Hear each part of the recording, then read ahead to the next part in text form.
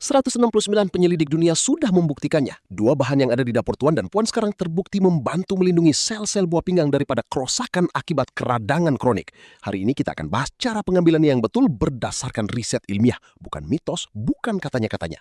Sebelum kita masuk ke penjelasannya, simpan video ini sekarang. Tekan ikon simpan atau kirim ke grup WhatsApp keluarga. Karena maklumat daripada riset di Amerika ini terlalu penting untuk dilepaskan begitu saja. Ramai warga emas yang sudah tahu kunyit dan halia itu baik untuk tubuh. Tetapi apa yang belum ramai ketahui adalah cara pengambilannya selama ini kurang tepat. Sebagian besar meminumnya terlalu pekat, terlalu kerap, atau tanpa sukatan yang sesuai. Tanpa sadar, cara yang salah itu membuatkan manfaatnya tidak sampai ke buah pinggang sama sekali. Kenapa ini penting? Karena buah pinggang yang sudah menua bekerja lebih lambat dalam menapis zat apapun yang masuk ke tubuh, termasuk sebatian daripada herba. Kalau terlalu banyak sekaligus, tubuh sebaliknya harus bekerja ekstra untuk memprosesnya. Bukannya meringankan beban buah pinggang, malah menambah lagi. Tapi jangan bimbang, ada cara yang lebih tepat dan itulah yang akan kita bahas hari ini secara terperinci dan lengkap. Saya Dr. Akmal, penyelidik dan edukator kesehatan yang menerjemahkan jurnal-jurnal perubatan antarabangsa menjadi bahasa yang boleh terus Tuan dan Puan gunakan dalam kehidupan seharian. Mari kita mulakan. Di video ini, Tuan dan Puan akan mendapatkan dua cara utama yang sudah dikaji dan boleh terus diamalkan hari ini juga. Cara pertama adalah kunyit. Kita bahas mekanismenya, sukatannya, dan waktu terbaik meminumnya. Cara kedua adalah halia. Cara membancuh yang benar, dos yang selamat, dan bagaimana menggabungkan keduanya agar manfaatnya jauh lebih kuat. Dua bahan ini tidak perlu beli di farmasi khusus. Ada di pasar, harganya murah dan boleh terus dicoba selepas video ini selesai. Jadi tonton sampai habis ya, karena semakin ke ujung semakin penting maklumatnya di saluran vitalitas usia 60+. Setiap pagi jam 8, Tuan dan Puan akan mendapat maklumat kesehatan daripada satu systematic review, yaitu penyelidikan yang menganalisis ratusan kajian sekaligus yang diterbitkan di National Institute of Health Amerika dengan nomor PMC 6271008 dan telah dipetik oleh 169 penyelidik dari seluruh dunia, mendapati bahwa kurkumin secara signifikan menyekat ekspresi enzim COX-2 di buah pinggang. Dengan kata lain, kurkumin membantu memadamkan punca keradangan itu sebelum sempat merosakkan sel-sel buah pinggang lebih jauh. Dan ada satu lagi systematic review terbaru yang diterbitkan di Naunin-Schmideberg's Archives of Pharmacology pada tahun 2025 merumuskan bahwa kurkumin mempunyai kesan antifibrosis di buah pinggang. Fibrosis adalah proses di mana tisu buah pinggang menjadi kaku dan keras akibat kerosakan berulang, seperti parut yang mengeras. Kurkumin terbukti membantu melambatkan proses ini. Dan yang melegakan, kurkumin dinilai selamat dan well tolerated. Artinya, tubuh boleh menerimanya dengan baik dalam dos yang wajar. Sekarang kita bahas bahan kedua, halia. Halia mengandungi dua sebatian utama yang sudah diteliti secara intensif untuk kesihatan buah pinggang. Namanya 6 gingerol dan 6 shogaol.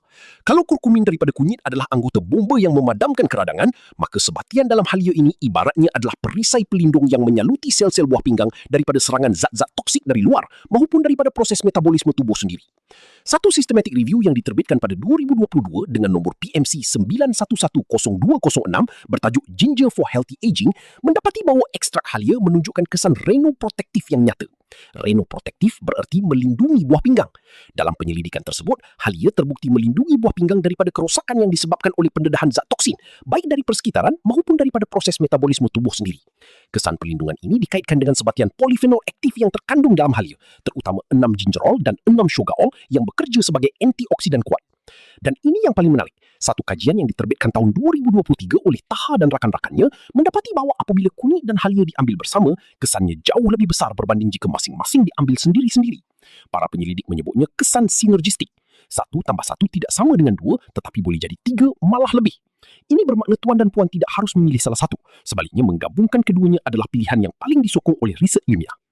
Bayangkan seseorang seperti Encik Razak, 71 tahun, pesara pegawai negeri dari Kuala Lumpur. Setiap pagi dia rasa badannya berat, sering lenguh di pinggang bahagian bawah dan kurang semangat menjalani hari.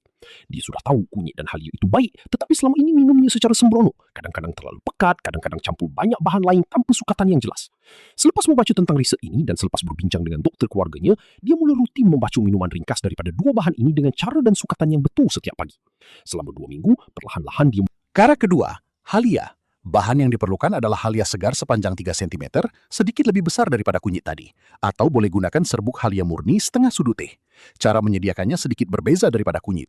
Cuci halia, kemudian ketok atau hiris nipis-nipis. Rebus dengan 300 ml air selama 7-10 menit dengan api kecil. Kenapa direbus, bukan sekadar dibancuh? Karena sebatian aktif 6 gingerol dalam halia memerlukan haba yang lebih konsisten untuk diekstrak secara optimal.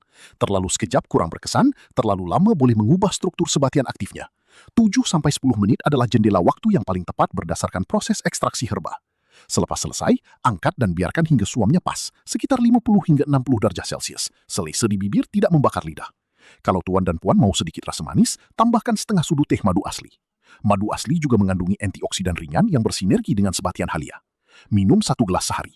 Untuk halia boleh diminum pagi atau petang, tetapi elakkan waktu malam jika Anda sensitif terhadap rasa hangat halia yang kadang-kadang boleh membuatkan tubuh terlalu panas dan mengganggu kualiti tidur. Cara ketiga. Cara terbaik menurut riset adalah menggabungkan keduanya. Ketuk 2 cm kunyit dan 3 cm halia bersama-sama. Rebus dengan 350 ml air selama 10 menit. Tambahkan secubit lada hitam dan setengah sudu teh madu. Tapis, lalu minum suam-suam 1 gelas sehari, pagi hari selepas makan. Untuk frekuensinya, cukup 5 hari dalam seminggu. Berikan rehat 2 hari agar tubuh tidak terlalu terbiasa dan manfaatnya tetap optimal. Konsistensi lebih penting daripada intensiti. Lebih baik rutin 5 hari seminggu selama sebulan penuh daripada setiap hari selama seminggu lalu berhenti. Tuan dan puan boleh screenshot atau foto skrin bahagian senarai simak ini dan simpan di galeri foto atau kirim terus kepada anak atau cucu melalui WhatsApp. Minta mereka ingat